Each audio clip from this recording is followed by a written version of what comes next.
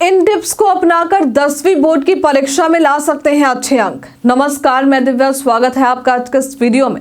17 फरवरी से Bihar board matric की परीक्षाएं शुरू होने जा रही हैं। इस दौरान राज्य भर से कई छात्र परीक्षा में शामिल होंगे। हालांकि कई छात्रों की ये शिकायत होती है कि उन्होंने हर प्रश्न का उत्तर सही तरीके से दिया था, फिर भी अच्छे अंक नहीं मिल पाए। इसके पीछे कुछ खास कारण भी हो सकते हैं। क्या आपने कभी सोचा है कि ऐसा क्यों होता है और क्या कुछ विशेष तरीके हैं जिससे आपके उत्तर बेहतर हो सकते हैं और आप अच्छे अंक प्राप्त कर सकते हैं? अगर नहीं तो आज हम आपको इसके बारे में बताएंगे। जब भी आप परीक्षा में उत्तर लिख रहे हैं तो सबसे पहले ये सुनिश्चित करें कि आपने प्रश्नों के नंबर सही तरीके से लिखे हैं। ये सुझाव देते हैं कि प्रश्न के नंबर को पेज के बाएं मार्जिन में लिखें। जैसे यदि आप प्रश्न संख्या 5 का उत्तर दे रहे हैं तो 5 को बाईं तरफ लिखें। इसके अलावा जब एक प्रश्न में कई छोटे छोटे भाग होते हैं, जैसे 5A, 5B या 5C या 5-1, 5-2, तो इन छोटे प्रश्नों को दाहिनी ओर ठीक से लिखें। ये न केवल उत्तर को व्यवस्थित बनाता है बल्कि इसे पढ़ने और समझने में भी आसान करता है। अब उत्तर लिखने के बीच खाली लाइन छोड़ें। जब आप 2 प्रश्नों का उत्तर लिख रहे हैं तो दोनों उत्तरों के बीच एक खाली लाइन छोड़ें।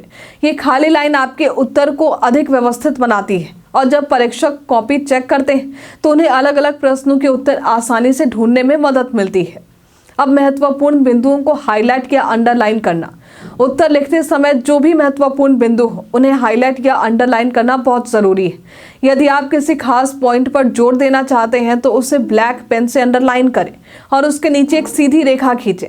इस प्रक्रिया से आपके उत्तर को और अधिक स्पष्टता मिलती है और परीक्षक को पढ़ने में कोई समस्या नहीं होती। उदाहरण के तौर पर यदि आपसे किसी निबंध के बारे में पूछा गया है, जैसे 3 अलग अलग चीज़ों के बारे में निबंध लिखें, तो सबसे पहले निबंध का शीर्षक लिखकर उसे अंडरलाइन करें। फिर निबंध के बिंदुओं को व्यवस्थित रूप से लिखें। साफ सुथरे और सुसंगत उत्तर लिखें। इसके अलावा जब भी आप उत्तर लिखते हैं तो उसका लिखावट साफ और पढ़ने में आसान होना चाहिए। गलती से लिखे गए शब्दों को मिटाने के बजाय उन्हें सही तरीके से लिखने की कोशिश करें। इसके अलावा अच्छे और स्पष्ट हैंडराइटिंग की मदद से परीक्षा में बेहतर प्रदर्शन किया जा सकता है। निबंध या लंबे उत्तर में शीर्षक और बिंदु अंडरलाइन करें। अगर आप निबंध लिख रहे हैं तो सबसे पहले उसका शीर्षक लिखकर उसे अंडरलाइन करें। इसके बाद निबंध के प्रमुख बिंदुओं को अंडरलाइन करें, जैसे परिचय, लाभ, हानि और निष्कर्ष आदि। यदि आपने निबंध में इन बिंदुओं को अंडरलाइन किया है तो ये परीक्षक के लिए समझने में आसान होगा कि आपने क्या क्या प्रमुख बिंदु कवर किए हैं। आज के लिए फिलहाल इतना ही। तो आप परीक्षा में अच्छे प्रदर्शन करने के लिए क्या उपाय अपनाते हैं, हमें कॉमेंट में लिखकर जरूर बताइए।